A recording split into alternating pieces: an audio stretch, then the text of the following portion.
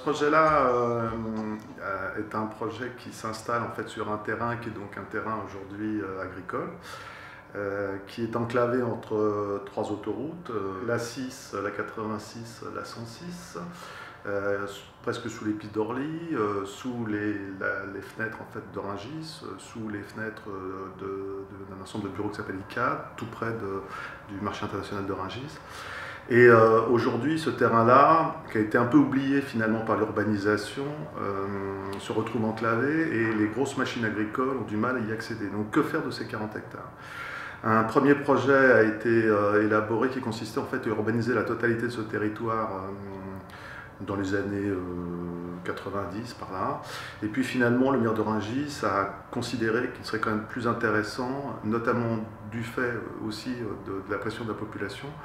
de faire en sorte qu'on partage finalement ce terrain entre une partie qui serait bâtie, qui va constituer finalement un front urbain sur cet espace à aménager, sur 6 hectares, et sur les 30 hectares restants, on va créer d'une certaine façon un parc qu'on va appeler un village de microferme. L'idée, c'est de créer finalement un certain nombre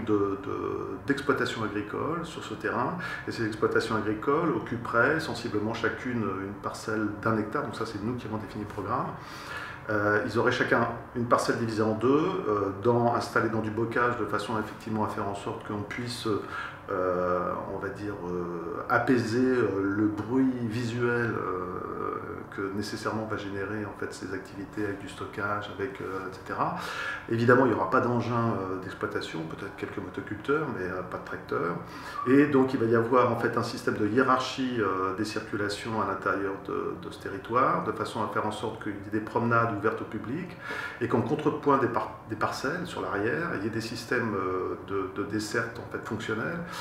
qui permettent de relier les exploitations entre elles et de ramener en fait, les produits vers des points de vente en ville. Ça a amené du coup à définir un paysage qui lui est fondé sur les différentes natures de ce territoire, puisqu'on a à la fois une espèce de coteau perché, on a à la fois un rue